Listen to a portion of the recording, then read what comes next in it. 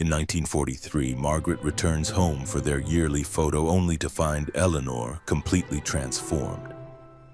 Burn scars cover her face, one arm is gone. The airfield accident changed everything. But will this shatter their 11-year tradition forever? It was 1932. A young girl named Margaret Wilson held her father's special camera in her shaking hands. She was very careful not to drop the expensive Kodak Brownie camera on the wooden floor of their home in the countryside of Massachusetts. Margaret was only 12 years old, but she wanted to save memories in a way her parents never could. Times were hard because of the Great Depression. Many families had lost their money and jobs, but somehow her father had kept this one special thing. He believed memories were worth more than gold. "Eleanor, come on! We need to take the picture before Father comes home!" Margaret called out. Her voice echoed through their small farmhouse. 10-year-old Eleanor came down the stairs. Her red hair was braided neatly. She wore her Sunday dress even though it was too big for her. "Why do we need to take a picture today, Maggie?" Eleanor asked. She held on to the stair railing as she walked down. "Because," Margaret said with the confidence of a big sister, "I read in Father's photography magazine that memories fade away, but photographs last forever. I want to remember us exactly as we are." "Forever?" Eleanor smiled. You could see the gap where her front tooth had fallen out the week before. "Forever is a very long time, Maggie. That's why we need the picture," Margaret said. She put the camera on the shelf above the fireplace. She had watched her father do this many times. "And I've decided we should take one every year on this same day, June 21st. The longest day of the year, the summer solstice," Eleanor added. She was proud that she knew this. She loved reading their father's old science books. "Yes, exactly," Margaret said. She set the camera's timer. "Now stand next to me and smile. And don't move at all, or the picture will be blurry." The sisters stood next to each other. Their shoulders were touching. They wore their best dresses. As the camera counted down, there was a flash and a click. Their first yearly photograph was taken. Two young girls had just started a tradition that would last for more than 10 years. That night, their father developed the photograph in his dark room in the basement. Margaret watched with wonder as their faces appeared like magic on the paper in the chemical bath. "This is wonderful, Margaret," her father said. He held up the wet photograph. "You girls look beautiful. We're going to take one every year," Margaret said. She watched her father hang the photograph on a line to dry. Her father smiled. The corners of his eyes crinkled. "That's a fine tradition. You'll have quite a collection when you're old like me." "I'll never be old like you, Father," Margaret laughed. She didn't notice the sad look that crossed her father's face for a moment. "We shall see, my dear," he said softly. "We shall see." The next year in 1933, the photograph showed the sisters in the same spot. They were a bit taller. Their faces looked a little thinner because there wasn't as much food. But their smiles were still bright. They were fighting against the hard times. In 1934, Eleanor had grown almost as tall as Margaret. Both girls wore hand-me-down dresses that their mother had carefully fixed to fit them. The photograph showed the pride in their eyes. They were proud of surviving another difficult year together. 1935 brought changes. Their father lost his job at the cloth factory. You could see the worry in that year's photograph. The girls stood more stiffly. Their smiles looked forced, but they stood together with their arms linked. They were holding each other up through whatever might come. By 1936, things had started to get better. President Roosevelt's programs to help people had reached their small town. Their father found work again. That year's photograph showed the sisters in new dresses. They were simple but not patched or made from old clothes. Eleanor, now 14, was growing into a young woman. Her awkward look was changing into the beauty she would become. In 1937, their mother wanted to take the photograph herself. She wanted the girls to wear their hair differently. "More fashionable," she said. The picture showed Margaret, now 17, with her dark hair curled like movie stars. Eleanor, 15, wore hers pinned back with their grandmother's pearl hairpins. "They look more like women than girls now," their mother said. This made her feel both proud and sad. "You're growing up too fast," she said as she looked at the developed photograph. "Soon you'll be gone with families of your own." "We'll always come back for our photograph," Margaret promised. "Every year, no matter what." The 1938 photograph was very important. It was taken the day before Margaret left for college. She was the first in their family to go to college. She had earned money for school by being a good student. In the picture, Margaret stood tall and confident. Eleanor looked at her sister with both admiration and worry. You could feel the separation between them. When 1939 came, Margaret returned home from college for the summer. She brought new ideas and experiences that made her seem almost like a stranger. That year's photograph showed this distance. The sisters stood as always, but there was space between them. You could see how their lives were becoming different. "You've changed," Eleanor said afterward as they sat on the porch swing. "We all change, Ellie," Margaret replied, using the childhood nickname she knew her sister didn't like anymore.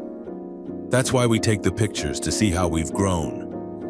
Eleanor nodded, but she wasn't sure about this. "I worry that someday we'll look at these pictures and not know ourselves at all." Margaret laughed, but her sister's words stayed in her mind. The world changed greatly in 1940 as war spread across Europe. The sisters' photograph that year was more serious. It showed how worried everyone was about world events. Both wore simple dresses. Their faces were serious. Margaret, now 20, had just finished college. She was thinking about joining the war effort as a nurse. Eleanor, 18, was finishing high school. She dreamed of becoming a pilot like Amelia Earhart. "You can't possibly be a pilot," Margaret argued after the photograph was taken. "Women don't belong in airplanes. Women don't belong in many places according to men," Eleanor shot back. There was a new fire in her eyes. "But that's changing, Maggie. The world is changing." It really was changing. By their 1941 photograph, Pearl Harbor had been attacked and America was at war. That year's picture showed Margaret in a nurse's uniform.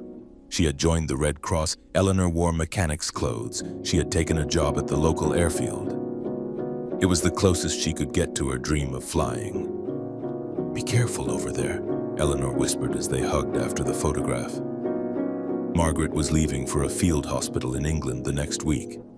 "I'll be back before you know it," Margaret promised. "In time for next year's picture." She kept that promise. The 1942 photograph showed Margaret on a short leave from the war. She looked thinner and had dark circles under her eyes. This showed the terrible things she had seen in hospitals near the fighting. Eleanor, in contrast, looked stronger. Her arms were muscled from mechanical work. Her face was tan from working outside. But both shared a determined look. They were young women doing their part in a world at war.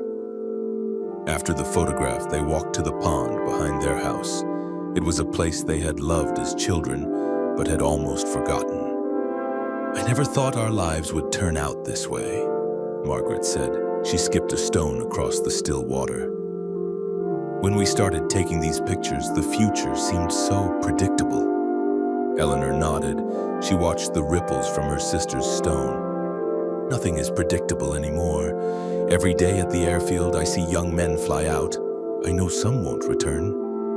"It's the same in the hospitals," Margaret said quietly. "So much loss." "Have you met anyone?" Eleanor asked, suddenly changing the subject. "Over there, I mean." Margaret's cheeks turned red. "There's a doctor, an American. His name is James. He's kind, even after 18-hour surgeries." "You deserve kindness, Maggie," Eleanor said. She squeezed her sister's hand. "What about you? Any mechanics catching your eye?" Eleanor laughed. It was a sound Margaret realized she hadn't heard in too long. "There's no time for that. But there is a pilot who's been teaching me to fly secretly. His name is Thomas." "Eleanor Wilson, you're not actually flying planes, are you?" "Just small ones, and only when no one important is looking?" Eleanor replied with a mischievous grin. It reminded Margaret of the gap-toothed girl from their first photograph. They said goodbye again. Margaret returned to Europe and Eleanor continued her work at the airfield. Letters traveled between them slowly, often delayed by months because of the war. Then came June 21st, 1943. Margaret had asked for time off just for this date. She did whatever it took to make sure she would be home for their yearly photograph. She arrived at the family home to find her parents looking much older. The worry of having both daughters in the war had aged them. "Where's Eleanor?" Margaret asked after hugging them. "We need to take our photograph." Her mother and father looked at each other in a way that made Margaret's heart skip. "She's changed, Margaret," her mother said carefully. "There was an accident at the airfield 3 months ago." "An accident?" Margaret's voice got louder. "Why wasn't I told?" "We sent letters," her father explained. "But the mail doesn't work well these days, and Eleanor insisted we not worry you." "Where is she?" Margaret demanded. She looked around as if her sister might be hiding somewhere in the house. "In her room," her mother replied. "She rarely comes out these days." Margaret ran up the stairs, her heart pounding. She knocked on Eleanor's door, then went in without waiting. The room was dark, the curtains were closed against the summer sun. Eleanor sat in a chair by the window, a blanket covered her lap even though it was June and hot. "Ellie," Margaret said softly as she walked toward her sister. Eleanor turned and Margaret gasped without meaning to. The right side of Eleanor's face was marked with burn scars where her right arm should have been. The sleeve of her shirt was pinned up neatly. "Hello, Maggie," Eleanor said. Her voice was the same as always. This was shocking compared to how she looked. "You came home for the picture." Margaret crossed the room and knelt beside her sister's chair. She took Eleanor's remaining hand. "Of course I did. What happened, Ellie?" "Thomas was teaching me to fly a new plane," Eleanor explained. Her voice sounded like she was telling someone else's story. "There was a problem with the plane. We crashed on takeoff. The fuel tank..." She didn't finish, but the rest of the story was written on her scarred face and missing arm. "And Thomas?" Margaret asked, though she was afraid she knew the answer. "He didn't survive," Eleanor said simply. Grief flickered across her face before being carefully hidden again. Margaret felt tears coming, but she held them back. Eleanor clearly didn't want pity. "I'm so sorry I wasn't here." "You were saving lives elsewhere," Eleanor replied. "That's more important." "Nothing is more important than you," Margaret said firmly. Eleanor smiled, though the scars made it look different. "Even like this, especially like this," Margaret said. "Now, let's take our photograph." Eleanor's face clouded. "I don't think I want to be photographed anymore." "Nonsense," Margaret said. She stood up and opened the curtains. Sunlight filled the room, showing Eleanor clearly. "We made a promise every year, no matter what." "People will see," Eleanor said, pointing to her face and her pinned sleeve. "They'll see my brave, beautiful sister," Margaret replied. "They'll see a woman who reached for the sky and survived when it fell." Eleanor didn't seem convinced, but Margaret continued. "The whole point of these photographs is to show our lives. Not just the pretty parts, but all of it. The changes, the hard times, the survival." After a long moment, Eleanor nodded. "All right, but I choose where we take it." Instead of their usual spot, by the fireplace, Eleanor led Margaret to the backyard. They went to the old oak tree they had climbed as children. Their father brought the camera, now well worn but still working, and set it up. Eleanor positioned herself so her right side faced the camera. She made no attempt to hide her scars or missing arm. "If we're showing reality," she said to Margaret's questioning look, "then let's show all of it." The photograph captured something powerful that day. Margaret in her nurse's uniform stood beside Eleanor, whose injuries were clear but whose head was held high. It wasn't their usual smiling pose. Instead, both women looked straight at the camera with steady eyes. The picture seemed to say, "This is war, this is sacrifice, this is us." After their father had taken the photograph and gone inside to develop it, the sisters stayed under the oak tree. "Will you go back?" Eleanor asked, watching a robin hop on a branch above them. "My tour ends in 3 months," Margaret replied. "But I've been thinking. James has asked me to marry him." Eleanor turned to look at her sister, truly surprised. "Marry you?" Margaret laughed. "Don't sound so shocked. I know I always said I'd never marry, that I wanted a career and independence. But this war changes how you see things, makes you realize what matters, and James matters." "He does," Margaret said softly. "He's a good man, kind, smart, respectful of my work." Eleanor nodded slowly. "Then I'm happy for you. What about you?" Margaret asked carefully. "What will you do now?" Eleanor looked down at her single hand. "I'm not sure yet. I can't go back to the airfield. Not as a mechanic, anyway. But I've been thinking. They need people to train pilots about recognizing different aircraft, about emergency procedures, people with experience." "You'd be perfect for that," Margaret agreed. "And there's a program starting for helping wounded soldiers," Eleanor continued, "teaching them to live civilian life with their injuries. I thought I might volunteer." "Using your own experience to help others," Margaret said. "That's wonderful, Ellie." "It's something at least," Eleanor replied. "A purpose." When the photograph was developed, they studied it together. It was striking in its honesty. No pretending, no hiding. Just two sisters facing the camera and whatever life would bring next. "We look so different from that first photograph," Margaret said thoughtfully. "Not just older, but harder," Eleanor added. "More real?" "Yes, exactly. More real." The 1944 photograph showed another big change. Margaret was clearly pregnant, her nurse's uniform replaced by a loose-fitting dress. Eleanor stood beside her, now wearing the uniform of a flight instructor. Her empty sleeve was no longer pinned up, but fitted with an artificial arm that, while basic, let her do more things. "James is disappointed he couldn't be here," Margaret said after the photograph was taken. They sat in the kitchen drinking weak tea. There were still shortages from the war, though the fighting was going better. "He's doing important work," Eleanor replied, "and soon he'll be a father. That's more important than a photograph." Margaret rested her hand on her belly. "We've decided if it's a girl, we'll name her Eleanor." Eleanor's eyes filled with tears. "And if it's a boy, Thomas," Margaret said softly, watching her sister's reaction. Eleanor nodded. Many emotions crossed her face. "Thank you," she whispered. "He must have been extraordinary," Margaret said, "to have taught my careful sister to fly." "He believed in me," Eleanor said simply. "Not many did." The baby, a girl, was born 2 months later.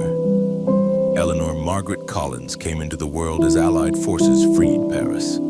James took this as a sign of good luck. The 1945 photograph showed the end of the war. Margaret held baby Ellie, while Eleanor stood proudly in a new uniform. She had been hired by the government to help develop better artificial arms and legs for returning soldiers. Her own experience made her uniquely qualified.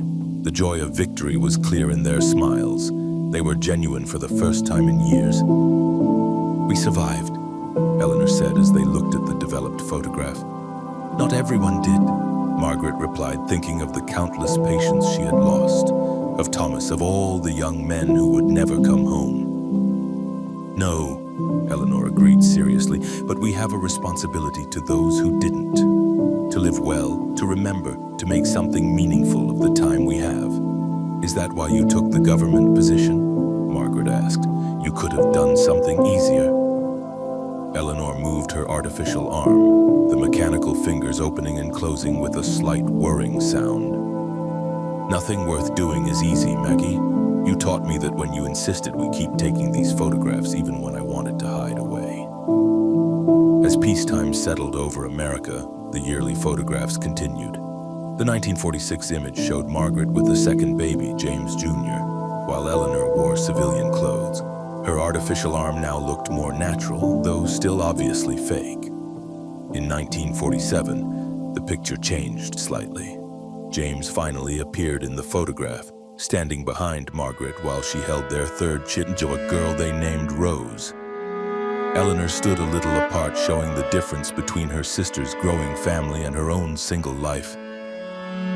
"You should come live with us in Boston," Margaret said afterward. "The children love their Aunt Ellie and there's plenty of room." Eleanor shook her head. "I have my work here, and besides, your home is already full." "James is talking about buying a bigger house in the suburbs," Margaret shared, "with a yard for the children." "The American dream," Eleanor said, not unkindly. "It suits you, Maggie." "But not you." Eleanor smiled mysteriously. "I have different dreams now." Those different dreams became clear in the 1948 photograph. Eleanor stood with a woman named Ruth, a mathematician she had met through her government work. The nature of their relationship was never directly stated to the family, but Margaret understood.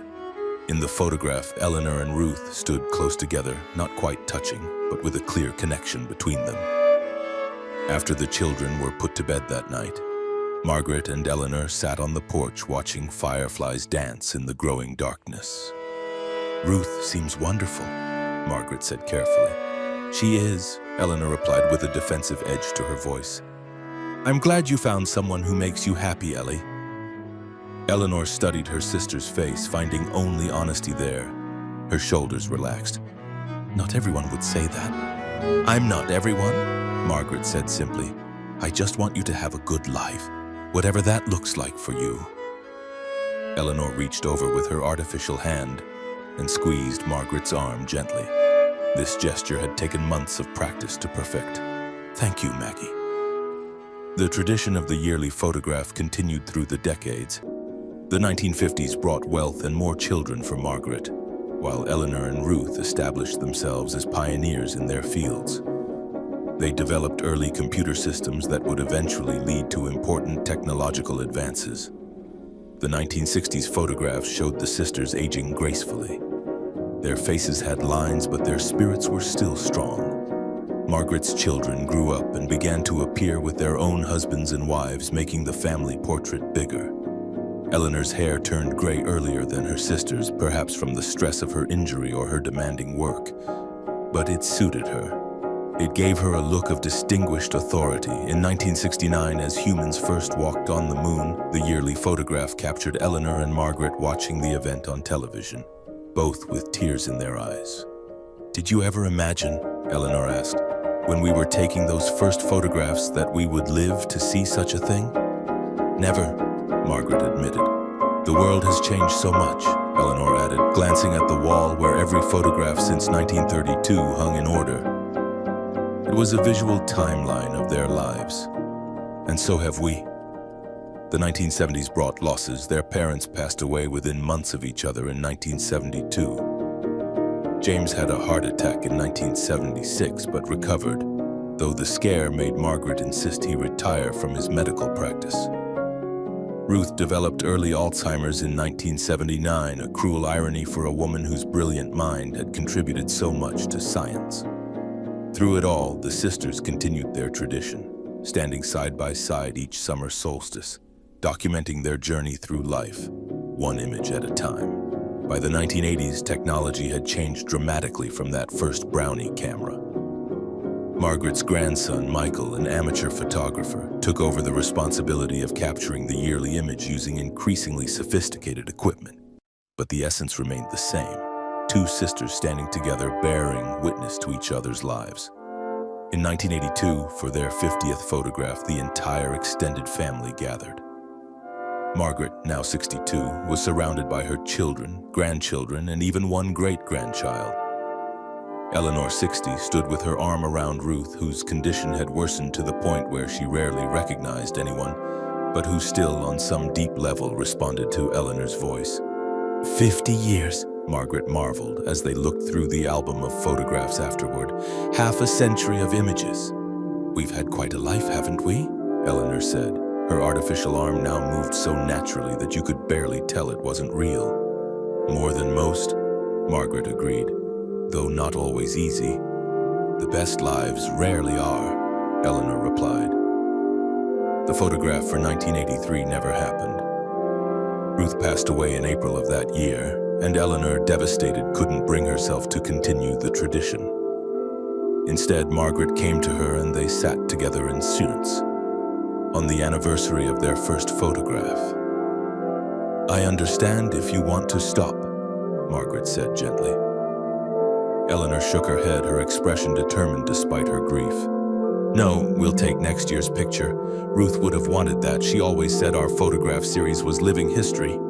And so they continued. The 1984 photograph showed Eleanor alone again, but the absence beside her was as powerful as any presence. As the sisters entered their 70s, the changes in each photograph became more subtle, a little more gray, a little less height, a little more wisdom in their eyes. Margaret's health began to decline in the early 1990s. A series of small strokes affected her ability to move around. "Perhaps we should stop," she suggested after the 1993 photograph, when she needed a wheelchair for the first time. "Absolutely not," Eleanor insisted. "We document life as it is, remember? Not just the pretty parts." Margaret smiled weakly. "You're throwing my words back at me." "They were good words," Eleanor replied, "worth repeating." When 1995 arrived, bringing the 63rd anniversary of their first photograph, Margaret was in the hospital, having had a more serious stroke. Eleanor brought a Polaroid camera to her bedside. "The technology keeps changing," she commented, positioning the camera on the bedside table and setting the timer. "But some things remain constant." The resulting image showed the sisters in the hospital room. Eleanor sat on the edge of the bed, her hand holding Margaret's weaker one. Both women were smiling despite the circumstances. "Not our most glamorous portrait," Margaret joked weakly, studying the Polaroid as it developed. "But one of our most honest," Eleanor countered. Margaret recovered enough to return home, though she never regained full movement.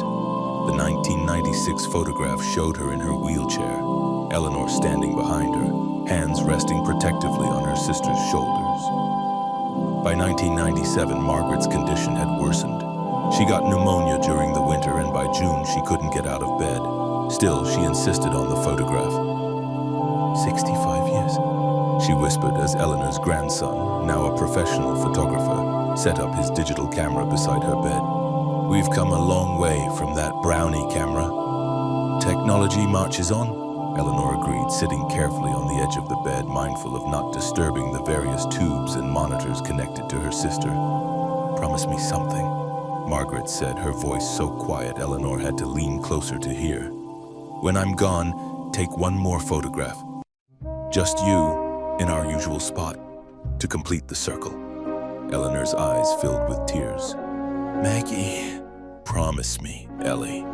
"I promise," Eleanor whispered, squeezing her sister's hand as the camera clicked. It was the last photograph of them together. Margaret passed away peacefully 3 weeks later, surrounded by her family.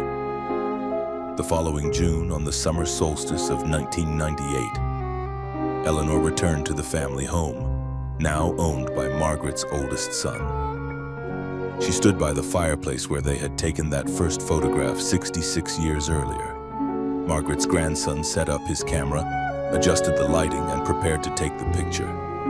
"Wait," Eleanor said suddenly.